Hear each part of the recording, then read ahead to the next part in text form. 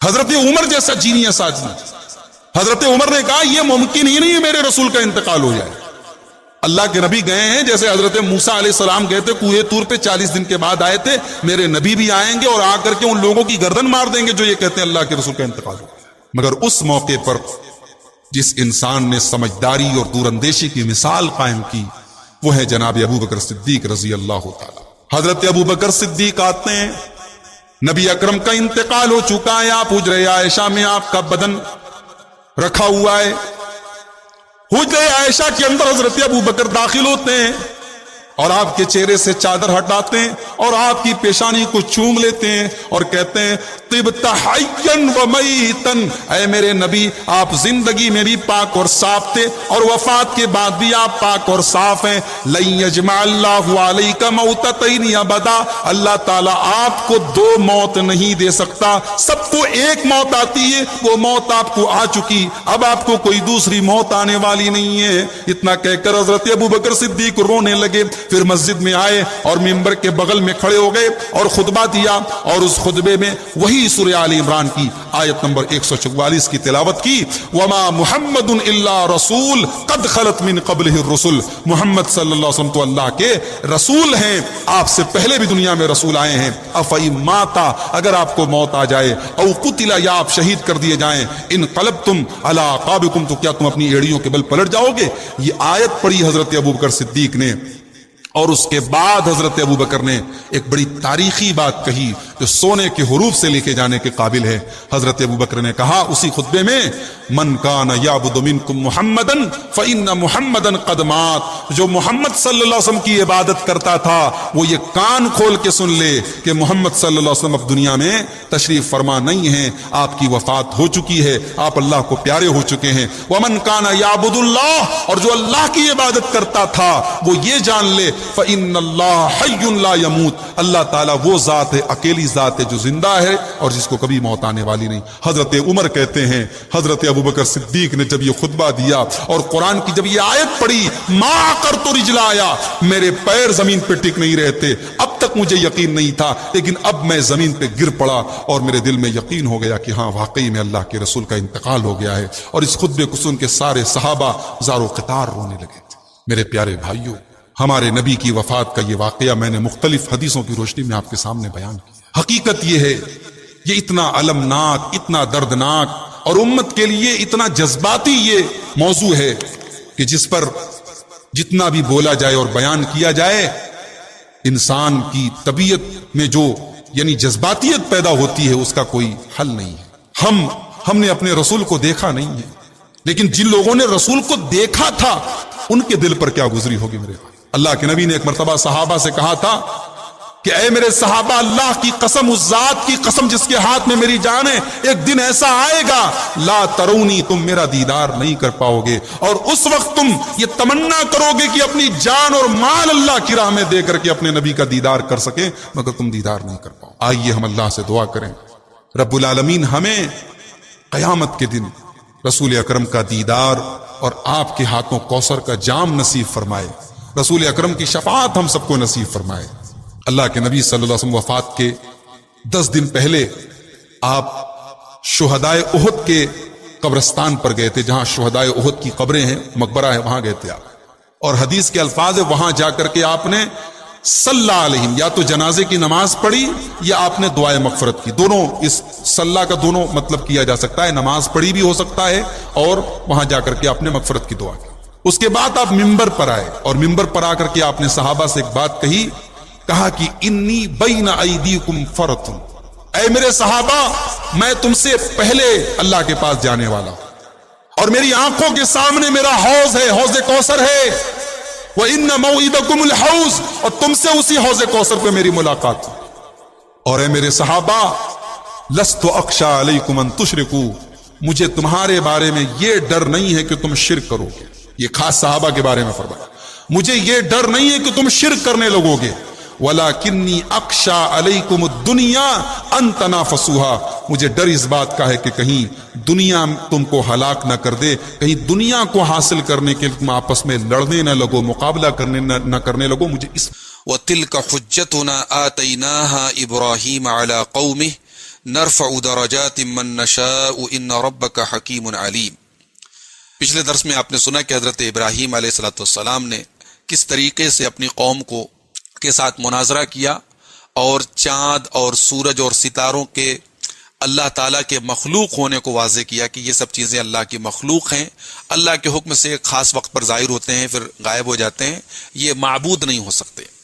تو اللہ تعالیٰ نے اس بات کو ذکر کرنے کے بعد فرمایا کہ وَتِلْكَ حُجَّتُنَا، یہ ہماری حجت تھی، آتَيْنَاهَا ابراہیم، جو ہم نے ابراہیم کو دی تھی، علی قومہ، ان کی قوم کے اوپر، یعنی ہم نے ایسی دلیل ان کو دی کہ ان کی قوم لاجواب ہو گئی۔ نرفع درجات من نشاء، اور جس کو ہم چاہتے ہیں اس کے درجات کو بڑھا دیتے ہیں، بلند کر دیتے ہیں۔ ان ربک حکیم علیم، بے شک آپ کا رب حکمت والا، علم والا ہے۔ وَوَهَبْنَا لَهُ إِسْحَاقَ وَيَعْقُوبَ كُلًّا هَدَيْنَا، اور ہم نے ابراہیم کو اسحاق دیے اور یعقوب دیے، حالانکہ یعقوب ابراہیم کے پوتے ہیں، مگر اللہ تعالیٰ نے بشارت بھی دونوں کی ساتھ میں دی، اور یہاں تو احسان کے طور پہ ذکر ہو رہا ہے کہ ہم نے اسحاق جیسا بیٹا دیا اور یعقوب جیسا پوتا دیا۔ کُلًّا ہدینا، ہر ایک کو ہم نے ہدایت دی۔ وَنُوحًا ہدینا من قبل، اور نوح کو اس کے پہلے ہم نے ہدایت دی۔ وَمِن ذُرِّيَّتِهِ داؤد وسلیمان وایوب ویوسف وموسیٰ وہارون، اور ان کی اولاد میں سے داؤد کو، سلیمان کو، ایوب کو اور یوسف کو اور موسیٰ اور ہارون کو، سب کو ہم نے ہدایت کی توفیق دی۔ وَكَذَلِكَ نَجْزِي الْمُحْسِنِينَ، اور اسی طرح ہم اللہ کہہ رہا ہے کہ اسی طرح ہم اپنے نیک بندوں کو بدلہ دیتے ہیں۔ وَزَكَرِيَّا وَيَحْيَا وَعِيسَىٰ وَإِلْيَاسَ، اور نوح علیہ السلام کی اولاد میں سے ہم نے زکریا کو اور یحییٰ کو اور عیسیٰ کو اور الیاس کو بھی ہدایت کی توفیق دی۔ یہاں ایک بات قابل غور ہے کہ حضرت عیسیٰ علیہ السلام کے تو کوئی باپ نہیں تھے، وہ تو بغیر باپ کے پیدا ہوئے تھے، تو یہاں ان کو حضرت نوح کی اولاد میں سے کیوں شامل کیا گیا؟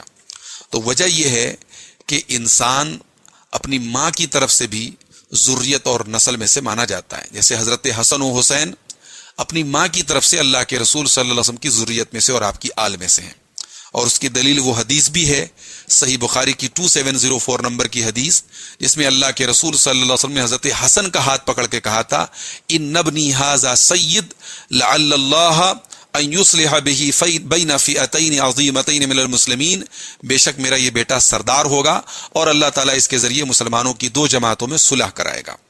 تو بیٹی کی نسل سے بھی جو اولاد چلتی ہے وہ ذریت مانی جاتی ہے، اس اعتبار سے چونکہ حضرت مریم جو ہے وہ عمران کی بیٹی تھی، تو اس اعتبار سے وہ حضرت نوح علیہ السلام کی اولاد میں سے تھی حضرت مریم، اور ان کے بیٹے تھے حضرت عیسیٰ۔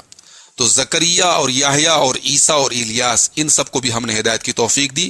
کل من الصالحین، یہ سب کے سب نیک لوگوں میں سے تھے۔ واسماعیل والیسع ویونس ولوطا، اور اسماعیل کو اور یسع کو اور یونس کو اور لوط کو، وَكُلًّا فَضَّلْنَا عَلَى الْعَالَمِينَ، ہر ایک کو ہم نے سارے جہانوں پر فضیلت دی، ان کو اپنا نبی بنایا، ان کو دنیا پر چن لیا ہم نے۔ وَمِنْ آبَائِهِمْ وَذُرِّيَّاتِهِمْ وَإِخْوَانِهِمْ، اور ہم نے ان کے باپ دادوں کو اور ان کی اولاد کو اور ان کے بھائیوں کو بھی ہم نے ہدایت کی توفیق دی۔ وَاجْتَبَيْنَاهُمْ وَهَدَيْنَاهُمْ إِلَى صِرَاطٍ مُسْتَقِيمٍ، ان کو ہم نے چن لیا اور ان کو صراط مستقیم کا راستہ ہم نے دکھایا۔ ذَلِكَ هُدَى اللَّهِ يَهْدِي بِهِ مَن يَشَاءُ مِنْ عِبَادِهِ، یہی اللہ تعالیٰ کی ہدایت ہے جس کے ذریعے اللہ تعالیٰ اپنے بندوں میں جسے چاہتا ہے ہدایت دیتا ہے۔ وَلَوْ أَشْرَكُوا لَحَبِطَ عَنْهُمْ مَا كَانُوا يَعْمَلُونَ، اگر ہمارے یہ 18 نبیوں کا ذکر کر کے اللہ نے فرمایا اگر یہ ہمارے پیغمبر بھی شرک کرتے تو ان کی ساری نیکیاں برباد ہو جاتی۔ 18 نبیوں کا ذکر کر کے اللہ تعالیٰ کہہ رہا ہے کہ وَلَوْ أَشْرَكُوا لَحَبِطَ عَنْهُمْ مَا كَانُوا يَعْمَلُونَ، اگر یہ شرک کرتے تو ان کی ساری نیکیاں برباد ہو جاتی۔ اسی طریقے سے سورہ زمر کی آیت نمبر 65 میں اللہ تعالیٰ نے فرمایا کہ لَإِنْ أَشْرَكْتَ لَيَحْبَطَنَّ عَمَلُكَ، اے نبی اگر آپ نے بھی شرک کیا تو آپ کے عمل برباد ہو جائیں گے۔ تو یہ مقصد ہے امتوں کو ڈرانا اور شرک کی خطرناکی کے بارے میں بتانا کہ تمہارے نبیوں نے جو اللہ کے پیغمبر تھے، اللہ کے نبی تھے، جن کی تم امتی ہو، انہوں نے اگر شرک کیا ہوتا تو ان کی نیکیاں برباد ہوگی، تو تم اگر شرک کرو گے تو تمہاری نیکیاں کیسے بچیں گی؟ اولئک الذین آتیناہم الکتاب والحکم والنبوہ، یہی وہ لوگ ہیں جن کو ہم نے کتاب دی اور حکم دیا، حکومت بھی دی، والنبوہ اور نبوت بھی دی۔ فَإِن يَكْفُرْ بِهَا هَؤُلَاءِ فَقَدْ وَكَّلْنَا بِهَا قَوْمًا لَيْسُوا بِهَا بِكَافِرِينَ، اب اگر یہ مکے والے ہماری ان نعمتوں کی قدر نہیں کرتے، فقد وکلنا بہا قوما لیسوا بہا بکافرین، تو ہم نے ان کے بجائے ایسے لوگ مقرر کر دیے ہیں جو نعمتوں کی ناشکری اور ناقدری کرنے والے نہیں ہیں۔ ہم نے ان نعمتوں کو ایسے لوگوں کے حوالے کر دیا ہے لیسوا بہا بکافرین، جو اس کی ناشکری کرنے والے نہیں ہیں۔ اولئک الذین ھدی اللہ فبہداہ مقتدی، اے نبی ہمارے جو انبیاء تھے یہ وہ لوگ تھے جن کو اللہ نے ہدایت دی، فبہداہ مقتدی، آپ بھی ان کے طریقے پر چلیں۔ یعنی جو دین کے اصول تھے وہ سارے نبیوں کے سیم تھے، تھوڑے ان کے شریعت کے طریقوں میں فرق تھا، فروعات میں فرق تھا، اصول دین سارے نبیوں کے ایک تھی۔ تو اللہ تعالیٰ نے یہاں اپنے نبی کو حکم دیا کہ فبہداہ مقتدی، اے نبی آپ ان کے طریقے پر چلیں۔ یہ جتنے ہم نے 18 نبیوں کا ذکر کیا، آپ ان کے طریقے کی پیروی کریں۔ قل لا اسألکم علیہ اجرا، اے نبی آپ کہہ دیجئے میں تم سے اس پر کوئی اجر نہیں مانگتا ہوں، ان ہوا الا ذکری للعالمین، یہ تو سارے جہان کے لیے یہ قرآن ایک نصیحت ہے۔ وما قدر اللہ حق قدرہ اذ قالوا ما انزل اللہ علی بشر من شیء، اور ان لوگوں نے اللہ تعالیٰ کی قدر نہیں کی جیسی کرنی چاہیے تھی جب ان لوگوں نے یہ بات کہی کہ ما انزل اللہ علی بشر من شیء، کہ اللہ تعالیٰ نے کسی بشر کے اوپر کوئی چیز نازل نہیں کی ہے۔ قدر کے معنی عربی میں ہوتے ہیں اندازہ کرنا، کسی چیز کی حقیقت کو جاننے کو بھی عربی میں قدر کہتے ہیں۔ تو جو لوگ اللہ کو نہیں مانتے، اللہ کے رسولوں کی رسالت کو نہیں مانتے، انہوں نے اللہ کی قدر نہیں کی، انہوں نے اللہ کے مقام کو جانا ہی نہیں۔ جانتے تو اللہ کی توحید کو بھی مانتے اور رسول کی رسالت کو بھی مانتے۔ تو ان لوگوں نے کیا کہا، ما انزل اللہ علی بشر من شیء، اللہ تعالیٰ نے کسی انسان پر کوئی چیز نازل نہیں کی ہے۔ قل من انزل الکتاب الذی جاء بہ موسیٰ نورا وہدی للناس، اے نبی آپ کہیے کہ کون ہے جس نے اس کتاب کو نازل کیا جس کو موسیٰ لے کر کے آئے، نورا وہدی للناس، وہ کتاب بھی روشنی بن کر کے آئی اور لوگوں کے لیے ہدایت بن کر کے آئی۔ تجعلونہ قراطیسا، اور تم اس کتاب کو اے یہودیو الگ الگ کاغذ میں بنا لیتے ہو، اس کو الگ الگ کر دیتے ہو، تبدونہا وتخفون کثیرا، اس میں بہت سی چیزوں کو تم ظاہر کرتے ہو اور بہت سی ساری چیزوں کو تم چھپاتے ہو۔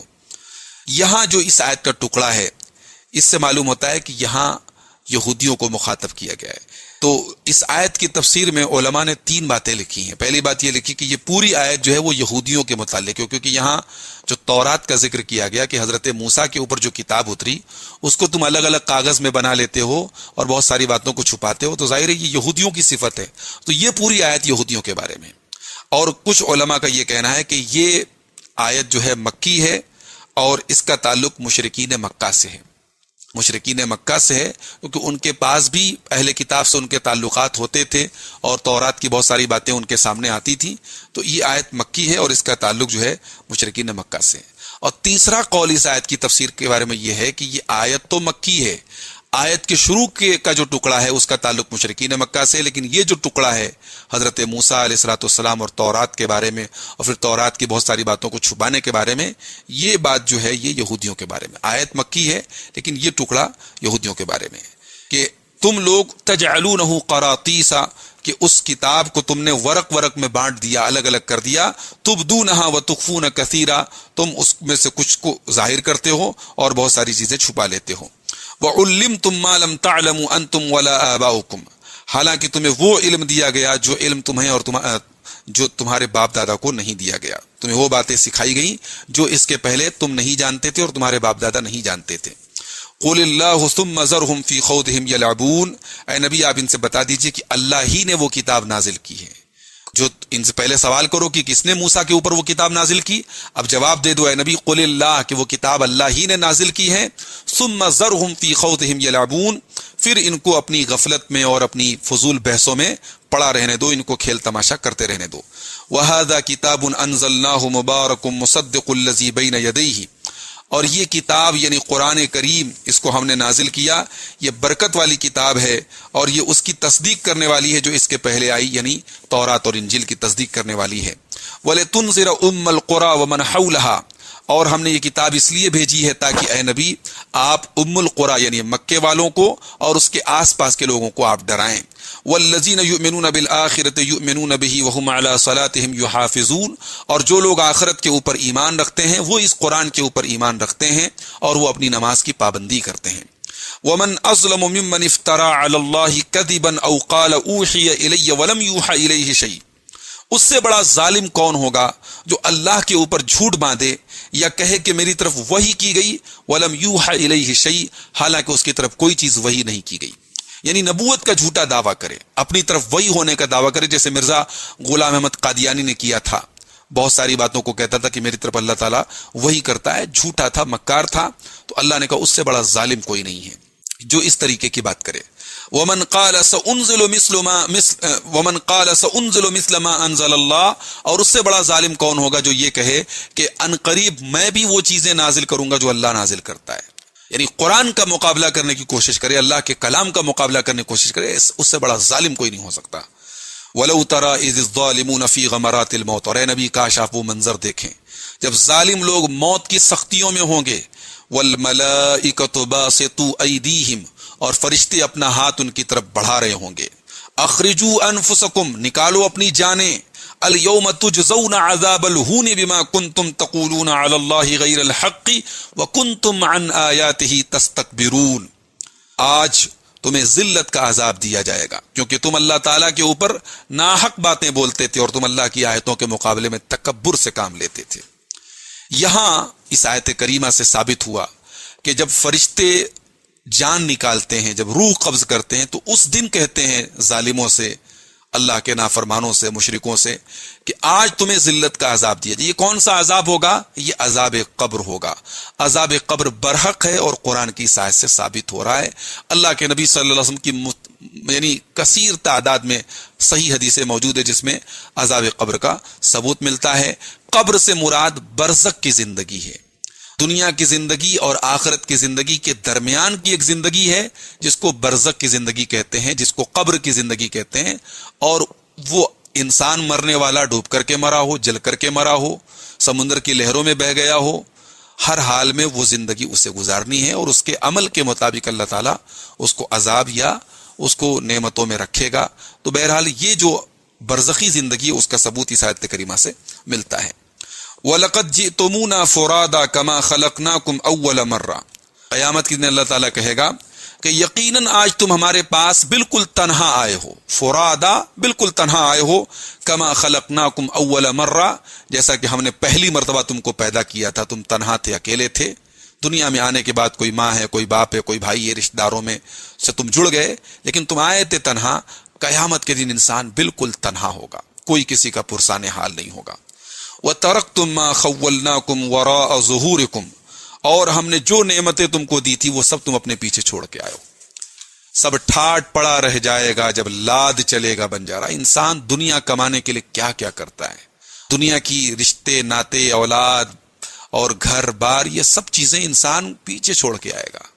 وَمَا نَرَى مَعَكُمْ شُفَعَاءَكُمُ الَّذِينَ زَعَمْتُمْ أَنَّهُمْ فِيكُمْ شُرَكَاء، اور آج تمہارے وہ سفارشی تمہارے ساتھ نظر نہیں آ رہے ہیں جن کے بارے میں تمہارا یہ دعویٰ تھا کہ وہ تمہارے شریک ہیں، تمہارے کارساز ہیں، تمہارا کام بنانے والے ہیں، آج تو نظر نہیں آ رہے ہیں.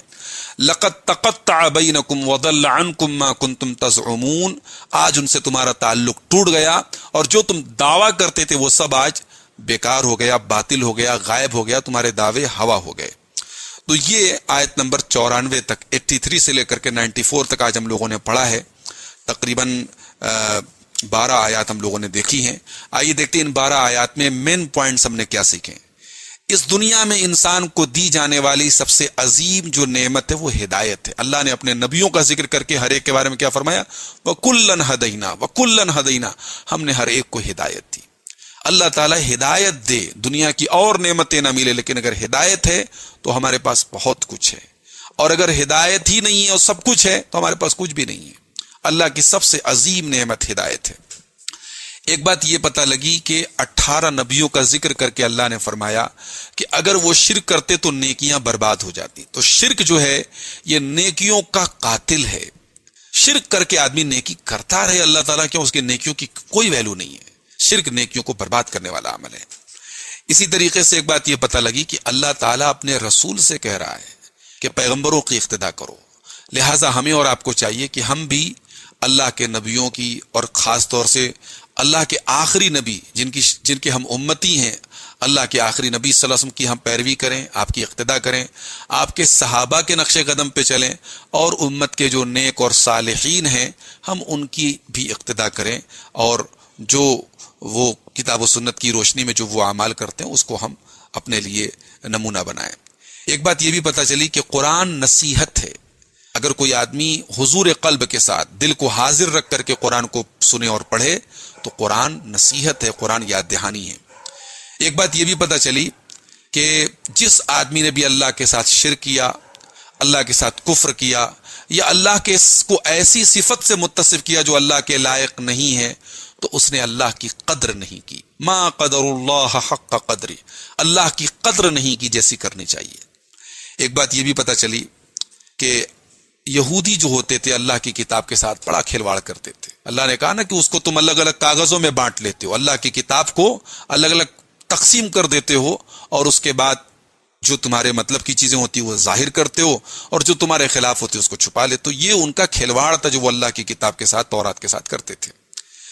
اہل عرب کی ایک فضیلت پتہ چلی کہ اللہ تعالیٰ نے قرآن کو ان کی زبان میں اتارا اور پھر ان کے درمیان اپنے آخری نبی کو اتارا۔ یہ عربوں کی فضیلت ہے، اللہ تعالیٰ نے ان کو اس فضیلت سے متصف کیا، لیکن یہ الگ بات ہے کہ اگر وہ اس فضیلت سے متصف ہونے کے بعد بھی اگر وہ ایمان اور نیک عمل کو نہ اپنائے تو پھر اس فضیلت کا کوئی مطلب نہیں ہے۔ اسی طریقے سے ایک بات یہ پتہ چلی کہ اللہ تعالیٰ کے اوپر جھوٹ باندھنا یہ دنیا کا سب سے بڑا ظلم ہے۔ اللہ کے بارے میں غلط بات بولنا، نبوت کا جھوٹا دعویٰ کرنا، وحی کا جھوٹا دعویٰ کرنا، یہ دنیا کے سب سے بڑے بڑے ظلم ہیں۔ عذاب قبر کا ثبوت ملا، موت کی سختیوں کا ثبوت ملا، قیامت کے دن کوئی شفاعت کام نہیں آئے گی سوائے اس شفاعت کے جو شفاعت صحیح حدیثوں سے ثابت ہے۔ پیارے نبی صلی اللہ علیہ وسلم شفاعت کریں گے، اللہ کے نیک بندے شفاعت اللہ کے حکم سے کریں گے، اور ان کے حق میں کریں گے جن کے حق میں اللہ تعالیٰ شفاعت کرنے کی اجازت دے گا۔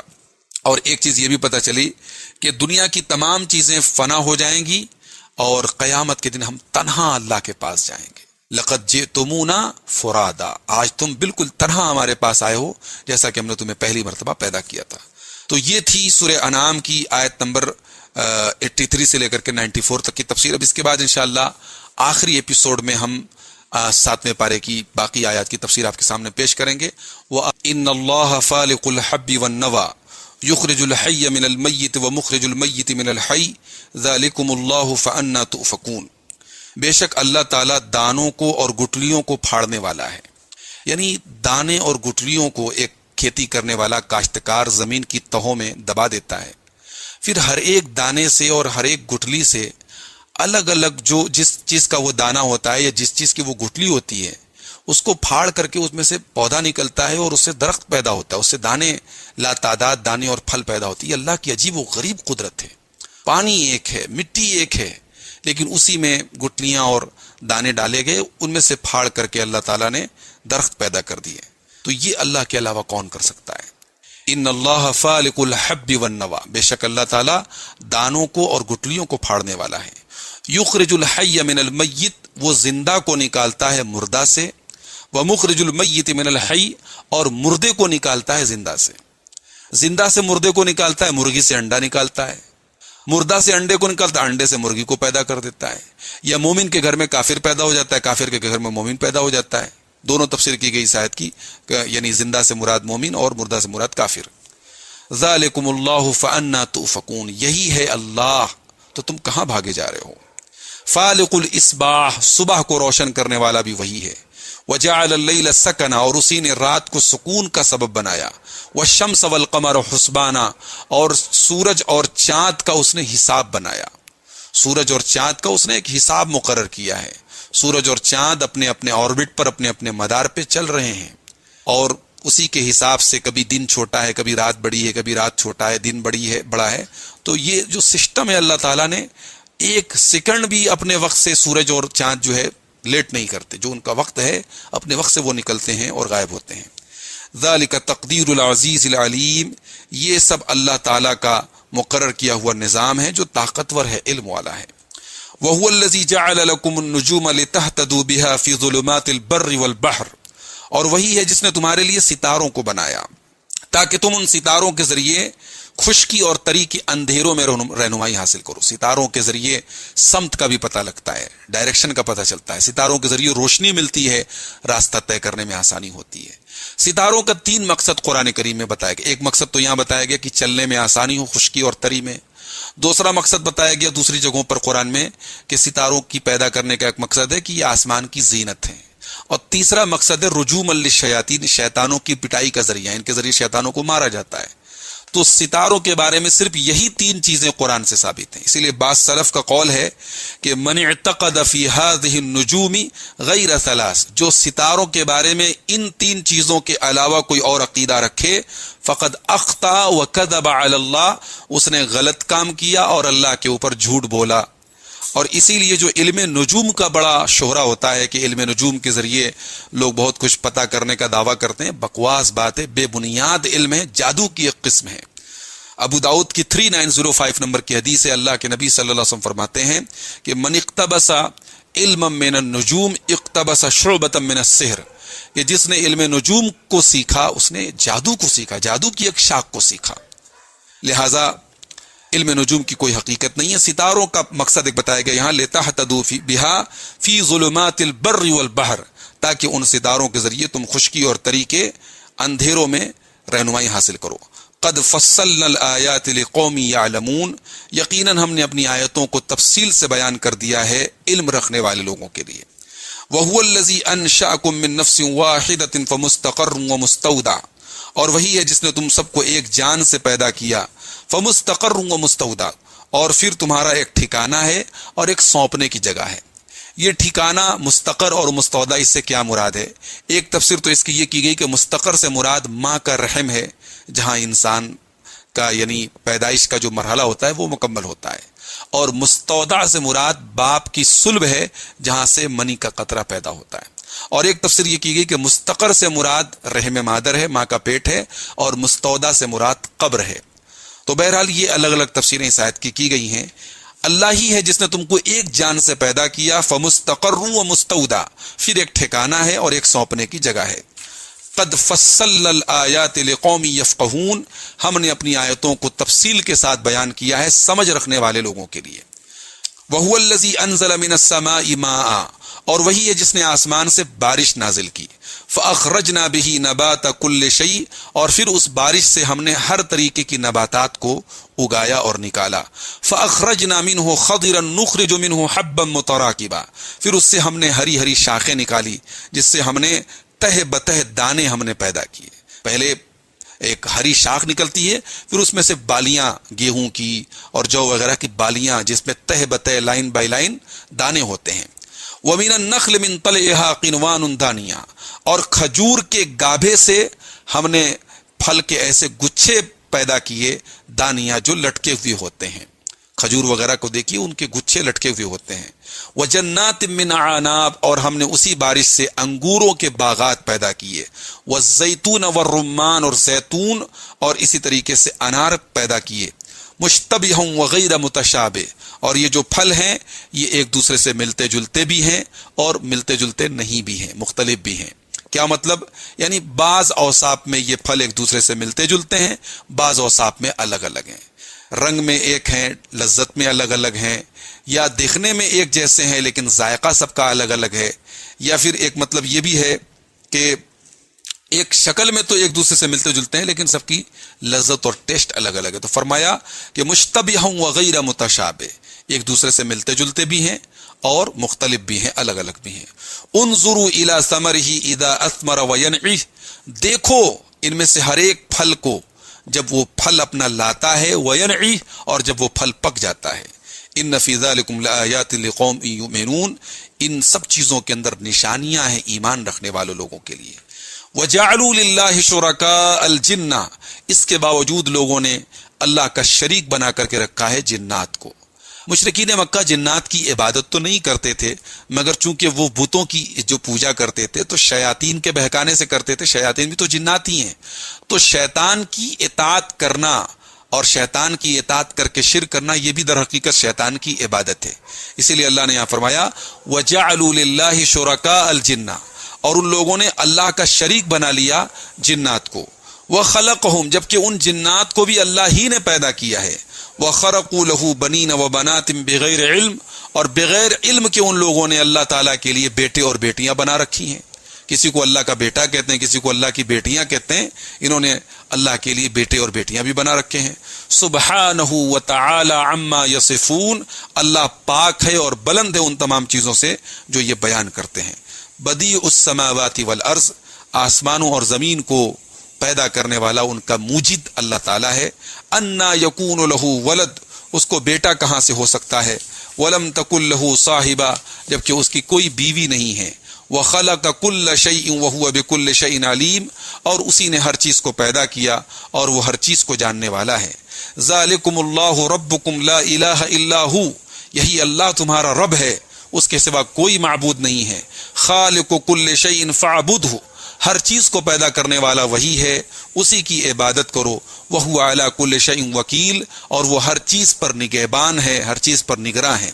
لَا تُدْرِكُهُ الْأَبْصَارُ وَهُوَ يُدْرِكُ الْأَبْصَارَ، نگاہیں اس کو نہیں پکڑ سکتی، نگاہیں اس کا ادراک نہیں کر سکتی. وَهُوَ يُدْرِكُ الْأَبْصَارَ، اور وہ ساری نگاہوں کا ادراک کرتا ہے.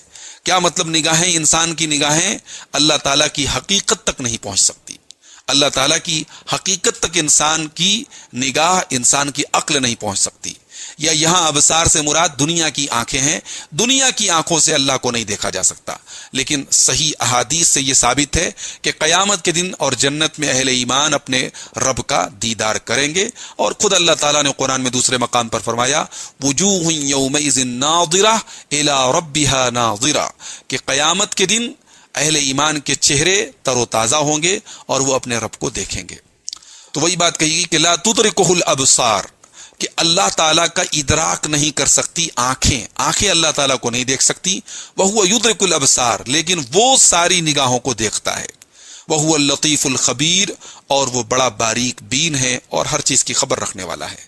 قَدْ جَاءَكُمْ بَصَائِرُ مِن رَبِّكُمْ، تمہارے رب کی طرف سے تمہارے پاس کھلی ہوئی نشانیاں. بصائر یعنی حق کو دیکھنے کا ذریعہ، ایسی آیتیں آئیں جن کے ذریعے کلیئر حق کو دیکھا جا سکتا ہے.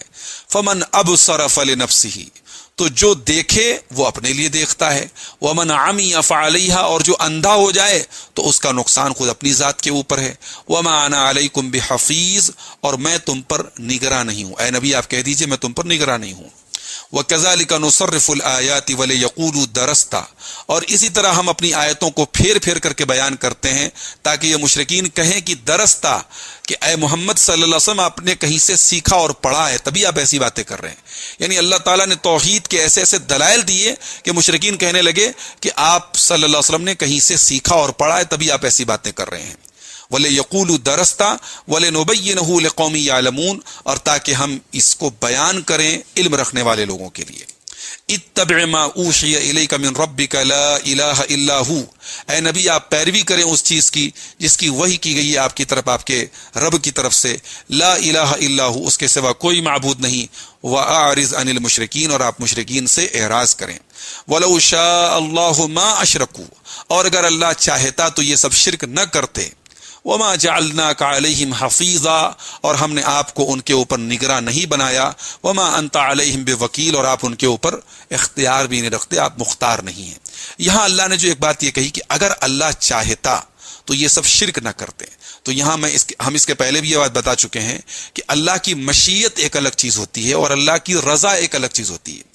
اللہ تعالیٰ کی رضا تو اسی میں ہے کہ لوگ شرک نہ کریں، لیکن اگر اللہ تعالیٰ ایسا کرتا تو لوگ مجبور ہو جاتے، اور اگر اللہ چاہتا تو لوگوں کو توحید پر مجبور کر دیتا. لیکن اگر مجبور کر دیتا اللہ تعالیٰ اپنے بندوں کو تو پھر امتحان کا کوئی مطلب نہیں رہ جاتا. تو اللہ تعالیٰ نے جو امتحان کا سسٹم رکھا ہے، نظام رکھا ہے دنیا میں بندوں کے لیے، اس کا تقاضا تھا کہ اللہ اپنے بندوں کو مجبور نہ کرے. تو اس کی مشیت اگر ہوتی، ولو شاء اللہ، اگر اللہ چاہتا، ما اشرکوا، تو یہ شرک نہ کرتے. لیکن اللہ نے اپنی ایک خاص حکمت کے تحت اپنے بندوں کو اختیار دیا ہے کہ اگر وہ ایمان کا راستہ اپنائیں گے، توحید کا راستہ اپنائیں گے، اللہ ان کو جنت میں داخل کرے گا، ان کو کامیاب کرے گا. اگر وہ شرک اور کفر کا راستہ اپنائیں گے تو اللہ تعالیٰ ان کو جہنم میں ڈالے گا. تو فرمایا کہ ولو شاء اللہ ما اشرکوا، اگر اللہ چاہتا تو یہ شرک نہ کرتے. وما جعلناک علیہم حفیظا، اے نبی ہم نے آپ کو ان کے اوپر نگراں نہیں بنایا. وما انت علیہم بوکیل، اور آپ ان کے اوپر مختار نہیں ہیں، آپ کو ان کے اوپر اختیار نہیں ہے. ولا تسبوا الذین يدعون من دون اللہ فیسبوا اللہ عدوا بغیر علم، اور ان لوگوں کو برا بھلا مت کہو جو اللہ کے علاوہ دوسروں کو پکارتے ہیں. یعنی مشرکین کو یا ان کے معبودوں کو برا بھلا مت کہو، فَيَسُبُّ اللَّهَ عَدْوًا بِغَيْرِ علم، کہ کہیں وہ اللہ کو برا بھلا نہ کہنے لگیں دشمنی میں بغیر علم کے. یہ آیت ایک بہت بڑا اصول ہمیں بتاتی ہے کہ کبھی کبھی ایک کام فی نفسہ ہی جائز ہوتا ہے، مباح ہوتا ہے، لیکن اس کام کو کرنے پر اس سے زیادہ نقصان دہ کوئی کام ہونے کا ڈر ہوتا ہے، کوئی بڑا نقصان ہونے کا اندیشہ ہوتا ہے، تو اس ڈر کی وجہ سے اس جائز عمل کو چھوڑ دیا جائے. یہ شریعت کا ایک اصول ہے، اس کو سد ذریعہ کا اصول کہتے ہیں، کہ راستہ بند کر دیا جائے، ایسا کوئی کام نہ کیا جائے جس سے اس سے بڑے خطرے کا اندیشہ ہو. تو یہاں مشرکین کے معبودوں کو اگر برا بھلا کہا جائے تو اللہ کو لوگ گالیاں دیں گے، اللہ کو برا بھلا کہیں گے، جو اس سے بڑا شر ہے. لہٰذا اللہ نے منع کیا کہ ان کو برا بھلا مت کہو جو اللہ کے علاوہ دوسروں کو پکارتے ہیں. فَيَسُبُّ اللَّهَ عَدْوًا بِغَيْرِ علم، کہ جواب میں وہ اللہ کو گالی دیں اور دشمنی میں ایسا کریں بغیر علم کے. كَذَلِكَ زَيَّنَّا لِكُلِّ أُمَّةٍ عَمَلَهُمْ، اسی طرح ہم نے ہر امت کے لیے ان کے عمل کو مزین کر دیا ہے. ثُمَّ إِلَىٰ رَبِّهِمْ مَرْجِعُهُمْ فَيُنَبِّئُهُم بِمَا كَانُوا يَعْمَلُونَ، پھر ان کو ان کے رب کی طرف پلٹنا ہے اور ان کا رب ان کو ان کے تمام عمل کی خبر دے گا. وَأَقْسَمُوا بِاللَّهِ جَهْدَ أَيْمَانِهِمْ لَئِن جَاءَتْهُمْ آيَةٌ لَّيُؤْمِنُنَّ بِهَا، اور ان لوگوں نے بڑا زور لگا کر کے اللہ کی قسم کھائی ہے کہ اگر ان کے پاس کوئی نشانی آ گئی تو وہ اس کے اوپر ایمان لے آئیں گے. یعنی جیسے حضرت موسیٰ کو عصا دیا گیا، حضرت عیسیٰ علیہ السلام کو معجزات دیے گئے، ویسی کوئی نشانی اگر اللہ کے آخری نبی کے اوپر آ جائے تو ہم ان کے اوپر ایمان لے آئیں گے. قل انما الآیات عند اللہ، اے نبی آپ ان کو جواب دے دیجئے کہ نشانیوں کا سارا اختیار اللہ کے پاس ہے. اللہ تعالیٰ جب تک نہیں چاہے گا میں کوئی نشانی ظاہر نہیں کر سکتا. وما یشعرکم انہا اذا جاءت لا یؤمنون، اور تمہیں کیا پتا کہ اگر ایسی کوئی نشانی آ جائے تب بھی یہ ایمان نہیں لائیں گے. وَنُقَلِّبُ أَفْئِدَتَهُمْ وَأَبْصَارَهُمْ كَمَا لَمْ يُؤْمِنُوا بِهِ أَوَّلَ مَرَّةٍ، اور ہم ان کے دلوں کو اور ان کی آنکھوں کو پھیر دیں گے، اور جیسے یہ پہلی مرتبہ ایمان نہیں لائے تھے اس نشانی کے آنے کے بعد بھی یہ ایمان نہیں لائیں گے. وَنَذَرُهُمْ فِي طُغْيَانِهِمْ يَعْمَهُونَ، اور ہم ان کی سرکشی میں ان کو چھوڑ دیں گے کہ اسی میں یہ حیران و پریشان رہیں. یہ سورۃ الانعام کی آیت نمبر 110 ہے، اور یہیں سے 7واں پارہ مکمل ہوتا ہے اور اس کے بعد 8واں پارہ شروع ہوتا ہے. آج ہم لوگوں نے سورہ انعام کی آیت نمبر 95 سے لے کر کے آیت نمبر 110 تک تقریباً ہم لوگوں نے 16 آیات دیکھی ہیں. آئیے دیکھتے ہیں ان آیات میں ہم نے کیا سیکھا. ایک چیز تو ہم نے یہ دیکھی کہ اللہ تعالیٰ ہی ہر چیز کا خالق ہے، پیدا کرنے والا ہے، دانا اور گٹھلیوں کو پھاڑنے والا ہے، اندھیرے اور روشنی کو پیدا کرنے والا ہے، مردہ سے زندہ اور زندہ سے مردہ کو نکالنے والا ہے. تو جب وہی ہر چیز کا خالق ہے تو وہی رب ہے اور وہی معبود برحق ہے، اسی کی عبادت ہونی چاہیے. ستاروں کی پیدائش کا ایک اہم مقصد پتہ چلا کہ خشکی اور تری میں راستے میں رہنمائی، اس سے گائیڈ کے طور پر اس کو ستاروں کو جو ہے استعمال کیا جائے. اور ایک چیز یہ بھی پتہ چلی کہ ایمان جو ہے وہ زندگی ہے اور کفر موت ہے. اسی لیے اللہ نے مومن کو زندہ کہا اور کافر کو میت کہا. تو ایمان زندگی ہے اور کفر موت ہے. ایک کافر جو ہے وہ چلتی پھرتی لاش ہے اگر اس کے اندر ایمان نہیں ہے. اور ایک چیز یہ بھی پتہ چلی کہ اللہ تعالیٰ جو ہے وہ کسی بھی طریقے کی اولاد سے، بیوی سے، شرک سے پاک ہے. اللہ تعالیٰ ان سب چیزوں سے پاک ہے. تعالی اللہ، اللہ بلند ہے ان سب چیزوں سے. ایک چیز یہ پتہ چلی کہ لا تدرکہ الابصار، دنیا کی نگاہوں سے اللہ کا دیدار نہیں کیا جا سکتا. آخرت میں اہل ایمان اپنے رب کا دیدار کریں گے. ایک بات یہ بھی پتہ چلی کہ آیات جو قرآنیہ ہوتی ہیں وہ حق بینی کا ذریعہ ہیں. قرآن کی آیات اگر کوئی حق کو دیکھنا چاہتا ہے، حق تک پہنچنا چاہتا ہے تو قرآن موجود ہے. قرآن بصائر ہے، حق کو دیکھنے کا ذریعہ ہے. قرآن کھلی ہوئی نشانیاں ہیں اللہ کی. ایک چیز یہ بھی پتہ چلی کہ اگر جس چیز کے سبب کوئی بڑا نقصان کا اندیشہ ہو اور وہ چیز فی نفس ہی جائز ہو، اس کو ترک کر دینا چاہیے. سد ذریعہ کا ایک اصول پتہ چلا. اور اللہ اور اس کے رسول پر جس وجہ سے سب و شتم ہو، ہر ایسے قول اور عمل سے بچنا چاہیے. اور ایک بات یہ بھی پتہ چلی کہ ہدایت جو ہوتی ہے وہ اللہ ہی کی طرف سے ہوتی ہے. اللہ تعالیٰ ہدایت نہ دینا چاہے تو ہدایت ہمیں نہیں نصیب ہو سکتی. اللہ کی توفیق سے ہی ہم کو ہدایت ملتی ہے. تو اسی کے ساتھ 7ویں پارے کی تفسیر مکمل ہوئی. اب انشاءاللہ اگلے دروس میں ہم 8ویں پارے کی تفسیر دیکھیں گے. اللہ تعالیٰ سے دعا ہے رب العالمین صحت و سلامتی کے ساتھ ہم سب کو قرآن کی تفسیر کا یہ سلسلہ مکمل کرنے کی توفیق عطا فرمائے. اسے ہم سب کی نجات کا ذریعہ بنا دے. اسے ہم سب کے لیے خیر و برکت کا سبب بنا دے. آمین. وآخر دعوانا ان الحمد للہ رب العالمین. وَإِذَا رَأَيْتَ الَّذِينَ يَخُوضُونَ فِي آيَاتِنَا فَأَعْرِضْ عَنْهُمْ حَتَّى يَخُوضُوا فِي حَدِيثٍ غَيْرِهِ. اور اے نبی جب آپ ان لوگوں کو دیکھیں جو ہماری آیتوں میں فضول بحث کرتے ہیں، عیب نکالتے ہیں، فَأَعْرِضْ عَنْهُمْ، تو اے نبی آپ ان سے اعراض کریں، ان سے الگ ہو جائیں. حَتَّى يَخُوضُوا فِي حَدِيثٍ غَيْرِهِ، یہاں تک کہ وہ کسی دوسری بات میں مشغول ہو جائیں. یہاں پہ بظاہر حکم جو ہے وہ اللہ کے نبی صلی اللہ علیہ وسلم کو ہے، لیکن امت مسلمہ کے ہر فرد کو یہ حکم دیا گیا ہے. اس کا مخاطب امت کا ہر فرد ہے کہ ہر ایسی مجلس جہاں اللہ اور اس کے رسول کا مذاق اڑایا جا رہا ہو، جہاں کوئی ایسی بات ہو رہی ہو جو شریعت کے خلاف ہو رہی ہو، شریعت کا مذاق اڑایا جا رہا ہو، اللہ اور اس کے رسول کو نعوذ باللہ برا بھلا کہا جا رہا ہو، تو ایسی مجلس کو فوراً ترک کر دینا چاہیے اور وہاں سے اڑ جانا چاہیے. وَإِمَّا يُنْسِيَنَّكَ الشَّيْطَانُ فَلَا تَقْعُدْ بَعْدَ الذِّكْرَى مَعَ الْقَوْمِ الظَّالِمِينَ. اور اس کے بعد فرمایا کہ اگر شیطان تمہیں بھلا دے تو یاد آنے کے بعد پھر ظالموں کے ساتھ مت بیٹھو. یعنی اگر انسان کو یاد نہ رہ جائے، انسان غافل ہو جائے، تو جیسے اس کو یاد آئے کہ میں ایسی مجلس میں بیٹھا ہوں، فوراً وہ ظالموں کے پاس سے کھڑا ہو جائے. وَمَا عَلَى الَّذِينَ يَتَّقُونَ مِنْ حِسَابِهِمْ مِنْ شَيْءٍ وَلَكِنْ ذِكْرَى لَعَلَّهُمْ يَتَّقُونَ. اور ایسے لوگوں کے اعمال کی ذمہ داری ان کے اوپر نہیں ہے جو اللہ سے ڈرتے ہیں. یعنی ان مذاق اڑانے والوں کا حساب ان سے لیا جائے گا، ان سے نہیں لیا جائے گا جو اللہ سے ڈرتے ہوئے ایسی مجلسوں کو چھوڑ دیں، جن کے اندر اللہ کا تقوی ہو اور ایسی مجلسوں سے وہ چلے جائیں، اڑ جائیں اور اس میں شامل نہ ہو، تو ان سے حساب نہیں لیا جائے گا. البتہ ان لوگوں سے ضرور حساب لیا جائے گا. وَلَكِنْ ذِكْرَى لَعَلَّهُمْ يَتَّقُونَ. لیکن ایسے لوگوں کو نصیحت کرتے رہنا چاہیے تاکہ وہ اللہ سے ڈریں اور باز آ جائیں. وَذَرِ الَّذِينَ اتَّخَذُوا دِينَهُمْ لَعِبًا وَلَهْوًا وَغَرَّتْهُمُ الْحَيَاةُ الدُّنْيَا وَذَكِّرْ بِهِ أَن تُبْسَلَ نَفْسٌ بِمَا كَسَبَتْ لَيْسَ لَهَا مِن دُونِ اللَّهِ وَلِيٌّ وَلَا شَفِيعٌ. اور اے نبی آپ ان لوگوں کو چھوڑ دیجئے جنہوں نے اپنے دین کو کھیل اور تماشا بنا لیا ہے. وَغَرَّتْهُمُ الْحَيَاةُ الدُّنْيَا، اور دنیا کی زندگی نے ان کو دھوکے میں ڈال رکھا ہے. وَذَكِّرْ بِهِ، اور آپ انہیں قرآن کے ذریعے نصیحت کیجئے. ان تبصل نفس بما کسبت، تاکہ کوئی شخص اپنے کیے پر نہ پکڑا جائے، اپنے کرتوتوں کی، اپنے غلط کرتوتوں کی وجہ سے کسی انسان کی پکڑ اللہ تعالیٰ کے یہاں نہ ہو. اس لیے آپ اس کو قرآن کے ذریعے اس کو نصیحت کرتے رہیے.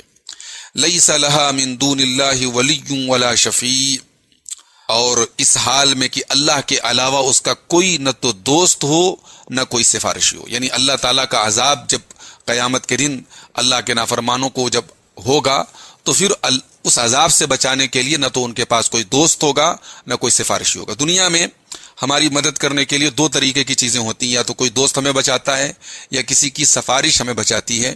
اللہ تعالیٰ نے دونوں کی نفی کر دی کہ اللہ کے عذاب سے بچانے والا نہ تو کوئی دوست ہوگا نہ کوئی سفارشی ہوگا. وَإِن تَعْدِلْ كُلَّ عَدْلٍ لَا يُؤْخَذْ مِنْهَا، اور اگر اپنی جان چھڑانے کے لیے کوئی معاوضہ دے تو بھی اس سے قبول نہیں کیا جائے گا. دنیا بھر کا معاوضہ دے دے، ہر قسم کا معاوضہ دے دے، لا یؤخذ منہا، تو اس کا وہ مواخذہ، وہ فدیہ بھی اللہ کی بارگاہ میں قبول نہیں کیا جائے گا. اولئک الذین ابسلوا بما کسبوا، یہ وہ لوگ ہیں جو اپنے کرتوت کی وجہ سے ہلاک کیے گئے. لہم شراب من حمیم وعذاب علیم بما كانوا یکفرون، ان کے لیے کھولتا ہوا پانی ہوگا اور دردناک عذاب ہوگا اس وجہ سے کہ یہ اللہ کی آیتوں کے ساتھ کفر کرتے تھے. قل اندعو من دون اللہ ما لا ينفعنا ولا يضرنا ونرد على اعقابنا بعد اذ هدانا اللہ. اے نبی آپ کہہ دیجئے کہ کیا ہم اللہ کے علاوہ ایسی چیزوں کو پکاریں جو ہمیں نہ تو فائدہ دے سکتی ہیں نہ نقصان دے سکتی ہیں. وَنُرَدُّ عَلَىٰ أَعْقَابِنَا، اور ہم اپنی ایڑیوں کے بل پلٹ جائیں. بعد اذ ہدانا اللہ، جبکہ اللہ تعالیٰ نے ہمیں ہدایت دے دی. کالذی استہوتہ الشیاطین فی الارض حیرانا، اس آدمی کی طرح کہ جو شیطانوں نے جس کو بہکا دیا ہو زمین میں، بیابان میں، اور وہ حیران اور پریشان پھر رہا ہو. ایک آدمی بیابان میں ہے، دور دور تک اس کو کوئی راستہ نہیں سوجھ رہا ہے، شیطانوں نے اس کو بہکا دیا ہے، تو اس آدمی کی طرح جس کے سامنے کوئی راستہ نہیں ہے، میں ویسا ہو جاؤں جبکہ اللہ تعالیٰ نے مجھے ایمان کی دولت دی ہے، مجھے صراط مستقیم پر رکھا ہے. لہو اصحاب یدعونہ الی الہدی ائتنا، اور اس آدمی کو جس کو شیطانوں نے بیابان میں گمراہ کر دیا ہے، بہکا دیا ہے، اور وہ حیران و پریشان ہیں، اس کے کچھ ایسے دوست ہیں یدعونہ الی الہدی، جو اسے ہدایت کی طرف بلا رہے اور کہہ رہے ہیں ائتنا، ہمارے پاس آ جاؤ. قل ان ھدی اللہ ھو الھدی، اے نبی آپ کہہ دیجئے کہ بے شک ہدایت اللہ ہی کی ہدایت ہے. وامرنا لنسلم لرب العالمین، اور ہمیں حکم دیا گیا ہے کہ ہم رب العالمین کے فرما بردار بن جائیں. وَأَنْ أَقِيمُوا الصَّلَاةَ وَاتَّقُوهُ، اور ہمیں حکم دیا گیا ہے کہ ہم نماز قائم کریں اور اللہ سے ڈرتے رہیں. وَهُوَ الَّذِي إِلَيْهِ تُحْشَرُونَ، اور اسی کی طرف تم سب جمع کیے جاؤ گے. وَهُوَ الَّذِي خَلَقَ السَّمَاوَاتِ وَالْأَرْضَ بِالْحَقِّ، اور اللہ ہی ہے جس نے آسمانوں اور زمین کو حق کے ساتھ پیدا کیا، بیکار نہیں پیدا کیا، عبث نہیں پیدا کیا، ویسٹ اور بیکار کے طور پہ نہیں پیدا کیا، بلکہ زمین و آسمان کی تخلیق کا ایک مقصد ہے. اور وہ مقصد کیا ہے؟ اللہ تعالیٰ نے سورہ زاریات میں وہ مقصد بیان کیا ہے کہ وَمَا خَلَقْتُ الْجِنَّ وَالْإِنسَ إِلَّا لِيَعْبُدُونَ، کہ میں نے جنوں اور انسانوں کو صرف اپنی توحید کے لیے، کہ صرف اللہ کی عبادت کی جائے، اس کی توحید کا اقرار کیا جائے، اس کی توحید کے مطابق زندگی گزاری جائے، یہ اس کائنات کی تخلیق کا اور انسانوں کی تخلیق کا مقصد ہے. تو وہی بات یہاں فرمائی کہ وَهُوَ الَّذِي خَلَقَ السَّمَاوَاتِ وَالْأَرْضَ بِالْحَقِّ، اللہ ہی ہے جس نے آسمانوں اور زمین کو حق کے ساتھ پیدا کیا. وَيَوْمَ يَقُولُ كُن فَيَكُونُ، اور جس دن اللہ تعالیٰ کہے گا ہو جا، بس ہو جائے گا. قَوْلُهُ الْحَقُّ، اس کی بات بالکل برحق ہے. وَلَهُ الْمُلْكُ يَوْمَ يُنفَخُ فِي الصُّورِ، اور اسی کے ہاتھ میں بادشاہت ہوگی، اسی کے لیے بادشاہت ہوگی جس دن سور میں پھونک ماری جائے گی. یہ سور جو ہے، سور عربی میں نرسنگا یا بگل کو کہتے ہیں، جس میں پھونک ماری جاتی ہے. اس سے مراد وہ سور ہوگا جس سے حضرت اسرافیل علیہ السلام جس میں پھونک ماریں گے، اور قیامت کے پہلے 2 مرتبہ وہ پھونک ماریں گے. ایک مرتبہ جو ہے وہ سارے کے سارے لوگ سور پھونکنے کے بعد مر جائیں گے، اور دوسری مرتبہ جب وہ سور میں پھونک ماریں گے تو سارے کے سارے لوگ دوبارہ زندہ ہو جائیں گے، اور جو لوگ پہلے سے مرے ہوئے تھے وہ بھی زندہ ہو جائیں گے اور اٹھ کھڑے ہوں گے.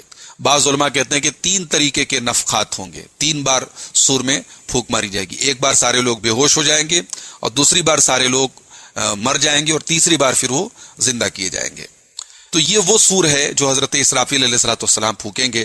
اور ترمذی کی 2431 نمبر کی ایک حدیث ہے، پیارے نبی صلی اللہ علیہ وسلم فرماتے ہیں کہ کیف انعم وقد صاحب القرن قد التقم القرن، میں کیسے چین سے بیٹھ سکتا ہوں جبکہ سور میں پھونک مارنے والے فرشتے نے اپنا منہ اس سور میں لگا دیا ہے، اس نرسنگا میں، اس بگل میں لگا دیا ہے.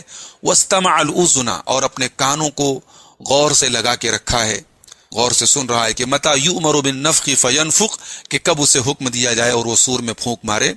تو وہ انتظار میں بیٹھا ہے، میں کیسے چین سے بیٹھ سکتا ہوں. یعنی اللہ کے رسول صلی اللہ علیہ وسلم کے فرمانے کا مقصد یہ ہے کہ قیامت اب میرے آنے کے بعد بہت قریب ہے، دنیا کی ایک بڑی مدت اور عمر گزر چکی ہے، اب قیامت بہت جلد آنے والی ہے.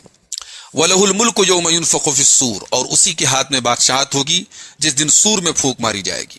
عالم الغیب والشہادہ، وہ غیب کی باتوں کو بھی جاننے والا ہے اور ظاہر کی باتوں کو بھی جاننے والا ہے. وَهُوَ الْحَكِيمُ الْخَبِيرُ، اور وہ بڑا ہی حکمت والا اور ہر چیز کی خبر رکھنے والا ہے. وَإِذْ قَالَ إِبْرَاهِيمُ لِأَبِيهِ آزَرَ أَتَتَّخِذُ أَصْنَامًا آلِهَةً، اور یاد کرو جب ابراہیم نے اپنے باپ آزر سے کہا کہ کیا آپ بتوں کو اپنا معبود بناتے ہیں. یہاں حضرت ابراہیم کے باپ کا نام آزر اللہ تعالیٰ نے بیان کیا ہے. مؤرخین نے لکھا ہے کہ حضرت ابراہیم کے باپ کا نام تاریخ تھا. بعض مؤرخین نے اور مفسرین نے بھی لکھا کہ ان کا نام تاریخ تھا اور لقب جو تھا وہ آزر تھا. بعض لوگوں نے یہ لکھا کہ باپ جو ہے وہ تاریخ تھا اور آزر چچا تھا. لیکن قرآن کریم کی یہ آیت جو ہے یہ بالکل واضح دلیل ہے کہ حضرت ابراہیم کے باپ کا نام آزر تھا. تو حضرت ابراہیم نے اپنے باپ کو دعوت توحید دیتے ہوئے کہا کہ اتتخذ اصناما آلہہ، کہ کیا تم بتوں کو اپنا معبود بناتے ہو؟ انی اراک وقومک فی ضلال مبین، بے شک میں تمہیں اور تمہاری قوم کو، اپنے باپ سے کہا کہ آپ کو اور آپ کی قوم کو کھلی ہوئی گمراہی میں دیکھتا ہوں۔ وَكَذَلِكَ نُرِي إِبْرَاهِيمَ مَلَكُوتَ السَّمَاوَاتِ وَالْأَرْضِ وَلِيَكُونَ مِنَ الْمُوقِنِينَ، اور اسی طرح ہم ابراہیم کو دکھاتے تھے آسمانوں اور زمین کی بادشاہی۔ ملکوت یہ مبالغہ کا صیغہ ہے، عربی میں فعلوت کے وزن پر ہے، جیسے رغبتن سے رغبوت آتا ہے، رہبتن سے رہبوت آتا ہے، تو اسی طریقے سے ملک سے یا ملک سے ملکوت آتا ہے۔ تو اس کے دو معنی کیے گئے ہیں، ایک تو اس سے مراد زمین و آسمان کی اللہ تعالیٰ کی جو بادشاہت ہے اس کی ایک جھلک حضرت ابراہیم کو دکھائی گئی، یا پھر اللہ تعالیٰ کی مخلوقات کا مشاہدہ، اللہ تعالیٰ کی مختلف مخلوقات ان کو دکھائی گئی تاکہ ان کے ایمان میں اور اضافہ ہو جائے۔ تو وہی بات اللہ نے فرمائی کہ وَكَذَلِكَ نُرِي إِبْرَاهِيمَ مَلَكُوتَ السَّمَاوَاتِ وَالْأَرْضِ، اور اسی طرح ہم نے ابراہیم کو آسمانوں اور زمین کی سلطنت کے مناظر دکھائے، بادشاہی کے جلوے دکھائے، وَلِيَكُونَ مِنَ الْمُوقِنِينَ، تاکہ وہ کامل یقین کرنے والوں میں سے ہو جائے۔ فَلَمَّا جَنَّ عَلَيْهِ اللَّيْلُ رَأَىٰ كَوْكَبًا، ایک دن جب رات کا اندھیرا چھا گیا تو ابراہیم نے ایک ستارے کو دیکھا۔ قَالَ هَٰذَا رَبِّي، کہا کہ یہ میرا رب ہے۔ یہ مناظرے کا ایک انداز تھا۔ حضرت ابراہیم علیہ السلام کی قوم ستاروں کو، چاند کو اور سورج کو بھی پوجتی تھی، تو قوم کو ان تمام چیزوں کی حقیقت بیان کرنے کے لیے انہوں نے مناظرے کا یہ انداز اپنایا، ان کو گھیرنے کے لیے کہا کہ یہ ستارہ میرا رب ہے، یعنی چلو تمہارے عقیدے کے حساب سے میں مان لوں کہ اگر یہ میرا رب ہے۔ فلما افلا، لیکن جب ستارہ ڈوب گیا، قال لا احب الافلین، تو ابراہیم علیہ السلام نے کہا کہ میں ڈوبنے والوں کو پسند نہیں کرتا۔ ستارہ ڈوب گیا، جو ڈوب گیا، جس کے حالات میں تغیر پیدا ہو گیا، وہ معبود کیسے ہو سکتا ہے؟ معبود وہ نہیں ہو سکتا کہ جو کبھی ظاہر ہو جائے اور کبھی غائب ہو جائے، کبھی نکلے اور کبھی ڈوب جائے۔ فلما رأى القمر بازغا، اس کے بعد جب انہوں نے چاند کو دیکھا کہ وہ چمک رہا ہے، قال هذا ربی، کہا کہ یہ میرا رب ہے۔ فلما افل، اور جب چاند بھی ڈوب گیا، قال لئن لم يهدني ربي لأكونن من القوم الضالين، تو حضرت ابراہیم نے کہا کہ اگر میرے رب نے مجھے ہدایت نہ دی ہوتی تو میں بھی تمہاری طرح گمراہ لوگوں میں سے ہو جاتا اور چاند کو اپنا معبود سمجھ بیٹھتا۔ فلما رأى الشمس بازغة، اور جب سورج کو دیکھا چمکتے ہوئے روشن، قال هذا ربي هذا اکبر، حضرت ابراہیم نے کہا کہ یہ میرا رب ہے، یہ سب سے بڑا ہے۔ فلما افلت، اور جب سورج بھی ڈوب گیا، غروب ہو گیا، قال یا قوم انی بریء مما تشرکون، کہا کہ اے میری قوم کے لوگوں، میں تمہارے شرک سے پوری طریقے سے بری ہوں، بیزار ہوں، نفرت ہے مجھے تمہاری شرک سے اور جن چیزوں سے تم کو اللہ کے ساتھ جن چیزوں کو تم شریک کرتے ہو۔ انی وجہت وجہی للذی فطر السماوات والارض حنیفا وما انا من المشرکین، میں نے اپنا چہرہ اس ذات کی طرف کر لیا جس نے آسمانوں اور زمین کو پیدا کیا، اور میں یکسو ہو کر کے ساری دنیا سے کٹ کر کے اپنا رخ میں نے اس کی طرف کر لیا، وما انا من المشرکین، اور میں مشرکوں میں سے۔ یہاں چہرے کا ذکر خاص طور سے اس لیے کیا کیونکہ انسان کی شخصیت پہچانی جاتی ہے اس کے چہرے سے، تو گویا چہرہ بول کر کے اس سے پورے شخص کو مراد لیا جاتا ہے۔ تو حضرت ابراہیم علیہ السلام نے کہا کہ میں نے اپنا چہرہ اس اللہ کی طرف کر لیا، یعنی میں نے اپنی زندگی کا محور اور مرکز اللہ کو بنا لیا، میں نے اپنی توجہ اللہ کی طرف کر لی، تو چہرہ بول کر کے اپنی پوری ذات کو انہوں نے مراد لیا۔ وحاجہ قومہ، اور ابراہیم علیہ السلام نے جب اتنی بہترین دلیلیں دی توحید پر اور وہ اپنی قوم کے شرک کا رد کیا، تو ان کی قوم ان سے بحث کرنے لگی، ان کی قوم ان سے مباحثہ کرنے لگی، ڈیبیٹ کرنے لگی۔ اس سے پتہ چلا کہ مشرکین کے پاس بھی اپنے تراشے ہوئے اور گڑے ہوئے کچھ دلائل ہوتے ہیں جن کے ذریعے وہ اپنے شرک کو ثابت کرنے کی کوشش کرتے ہیں۔ قال اتحاجونی فی اللہ وقد ہدان، حضرت ابراہیم نے کہا کہ کیا تم مجھ سے اللہ کے بارے میں جھگڑا کر رہے ہو، مجھ سے اللہ کے بارے میں بحث کر رہے ہو؟ وقد ہدانی، جبکہ اللہ تعالیٰ نے مجھے ہدایت دی ہے۔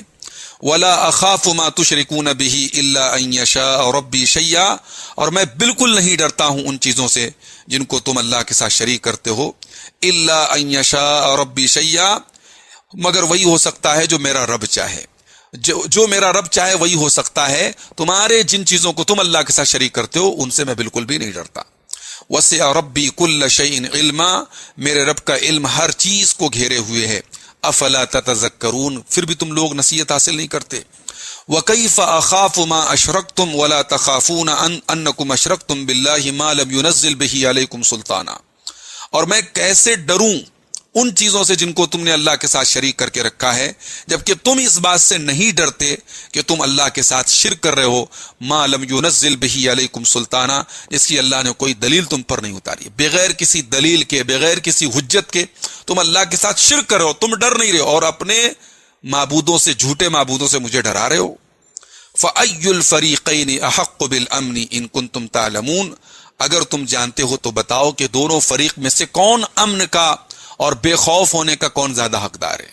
بے خوف تو مجھے ہونا چاہیے کہ میں اللہ کی توحید پر ہوں، اس کائنات کے بنانے والے کو میں مانتا ہوں، مجھے بے خوف ہونا چاہیے، اور تمہیں تو ڈرنا چاہیے کہ تم اس کے ساتھ شرک کر رہے ہو اور الٹے تم مجھے خوف زدہ کرنے کی کوشش کر رہے ہو. الذین آمنوا ولم یلبسوا ایمانہم بظلم اولئک لہم الامن وہم مہتدون، جو لوگ ایمان لائے اور انہوں نے اپنے ایمان کو ظلم کے ساتھ نہیں ملایا، ایمان لائے اور ایمان کو انہوں نے ظلم کے ساتھ نہیں ملایا، یہی وہ لوگ ہیں جن کے لیے امن و سلامتی ہے، وہم مہتدون، اور یہی لوگ ہدایت پر ہیں. یہاں ظلم سے مراد کیا ہے کہ جو لوگ ایمان لائے اور ایمان کو ظلم کے ساتھ نہیں ملایا، یہاں ظلم سے مراد شرک ہے، یہاں عام ظلم مراد نہیں ہے. چنانچہ صحیح بخاری کی 3429 اور صحیح مسلم کی 124 نمبر کی حدیث ہے، حضرت عبداللہ ابن مسعود رضی اللہ عنہ کہتے ہیں کہ جب یہ آیت نازل ہوئی الذین آمنوا ولم یلبسوا ایمانہم بظلم شق ذلک علی المسلمین، تو مسلمانوں کے لیے بڑی پریشانی کا سبب بن گئی. فقالوا یا رسول اللہ اینا لا یظلم نفسہ، بعض صحابہ نے اللہ کے رسول سے آ کر کے کہا کہ اللہ کے رسول، ہم میں سے کون اپنے نفس کے اوپر ظلم نہیں کرتا ہے؟ آپ نے فرمایا لیس ذالک، اس آیت کا یہ مطلب نہیں ہے کہ اس سے عام ظلم مراد نہیں ہے، انما ہوا شرک، اس سے مراد شرک ہے. الم تسمعوا ما قال لقمان لابنہ، کیا آپ لوگوں نے وہ بات نہیں سنی ہے جو حضرت لقمان نے اپنے بیٹے سے کہی تھی کہ یا بنی لا تشرک باللہ ان الشرک لظلم عظیم، کہ اے میرے بچے اللہ کے ساتھ شرک مت کرنا، شرک دنیا کا سب سے عظیم ظلم ہے. تو اس آیت کریمہ میں ظلم سے مراد شرک ہے، جیسا کہ اس حدیث سے بالکل واضح ہو گیا. تو آج ہم لوگوں نے سورہ انعام کی آیت نمبر 68 سے 82 تقریباً ہم لوگوں نے 15 آیات دیکھی. آئیے دیکھتے ہیں ان 15 آیات میں اہم باتیں ہم نے کیا سیکھی. سب سے پہلی بات تو یہ پتہ لگی کہ جن مجلسوں میں اسلام کا اور شریعت کا مذاق اڑایا جا رہا ہو، اللہ اور اس کے رسول کو برا بھلا کہا جا رہا ہو، ایسی مجلسوں میں شریک ہونا حرام ہے. اگر مجلس میں اس قسم کی حرکت ہونے لگے تو احتجاج کے طور پر اڑ جانا چاہیے اور ایسی مجلس کو چھوڑ دینا چاہیے. اور اگر کمزوری کا دور ہے تو ان مذاق اڑانے والوں سے اعراض کرنا چاہیے، ان سے دور رہنا چاہیے. ایک بات یہ بھی پتہ لگی کہ کفر کے اوپر اگر کوئی آدمی مر جائے تو وہ نہ جہنم سے بچ نہیں سکتا، اور کل قیامت کے دن نہ تو اسے کوئی سفارشی نصیب ہوگا، نہ کوئی دوست نصیب ہوگا، اور نہ ہی کسی قسم کا فدیہ اس سے قبول کیا جائے گا. ایک بات یہ بھی پتہ چلی کہ دین سے کوئی انسان پلٹ جائے یہ بہت برا عمل ہے اور اس کا انجام بہت برا ہے. دین سے کوئی پلٹ جائے، مرتد ہو جائے، یہ بہت برا ہے. اور اس کی مثال اللہ تعالیٰ نے دی کہ جیسے کوئی آدمی بیابان میں بھٹک جائے اور اس کو ایمان کی طرف اور صحیح راستے کی طرف بلایا جا رہا ہے مگر وہ بھٹکا ہوا ہے، حیران و پریشان ہے، ایسے وہ آدمی ہے جو مرتد ہو جائے، ایمان لانے کے بعد ایمان کو چھوڑ دے. ایک بات یہ پتہ چلی کہ اللہ تعالیٰ کی ہدایت کے علاوہ کہیں اور ہدایت نہیں ہے. ہدایت اگر چاہیے تو اللہ ہی کے پاس ملے گی، جو اس نے قرآن اور سنت کے ذریعے ہمیں اور آپ کو دی ہے. ہدایت کہیں اور نہیں ملے گی. ایک چیز یہ پتہ چلی کہ اپنا قریبی رشتہ دار بھی اگر شرک میں مبتلا ہو تو اسے شرک سے دور رکھنے کی کوشش کی جائے، شرک سے باز رہنے کی کوشش کی جائے. حضرت ابراہیم علیہ السلام نے اپنے باپ کو شرک سے دور کرنے کی ہر ممکن کوشش کی. اور ایک چیز یہ پتہ لگی کہ تعلیم میں، ایجوکیشن میں اسٹیپ بائی اسٹیپ لرننگ کا پروسیس ہونا چاہیے، تدریج کے ساتھ کوئی چیز سکھانی چاہیے. حضرت ابراہیم نے اپنی قوم کو اسٹیپ بائی اسٹیپ چیزوں کو سکھایا اور بتایا. اور شرک سے اور مشرکوں سے برات کا اظہار ضروری ہے. انی بری مما تشرکون، حضرت ابراہیم نے کہا میں بری ہوں تمہارے شرک سے. تو شرک سے بری ہونا اور مشرکوں سے بری ہونا بھی بہت ضروری ہے. اور اسی طریقے سے ایک بات یہ پتہ چلی کہ اہل باطل کے پاس بھی اپنی غلط باتوں کو ثابت کرنے کے لیے کچھ کمزور دلائل ہوتے ہیں. اہل ایمان کو چاہیے کہ ان سے صحیح دلائل کی روشنی میں بحث کریں، انشاءاللہ حق غالب رہے گا اور باطل مغلوب ہوگا. اور ایک بات یہ پتہ لگی کہ اللہ کے اوپر ایمان رکھنے والا بے خوف ہوتا ہے. اللہ کے اوپر ایمان رکھنے والا اور توحید رکھنے والا اس کو بے خوف ہونا چاہیے. لیکن تعجب کی بات ہے کہ لوگ گناہ کرتے ہیں، شرک کرتے ہیں اور نڈر گھومتے رہتے ہیں. اور ایک چیز یہ بھی پتہ چلی کہ ایک مومن کو یقین کے مرتبے تک پہنچنے کی کوشش کرنی چاہیے. حضرت ابراہیم کو اللہ تعالیٰ نے آسمان و زمین کی اپنی بادشاہت کے جلوے دکھائے تاکہ وہ یقین کے درجے تک پہنچے. تو یقین کے درجے تک انسان کیسے پہنچے گا؟ وہ جتنا اللہ تعالیٰ کی نشانیوں پر غور کرے گا اتنا ہی اس کا ایمان یقین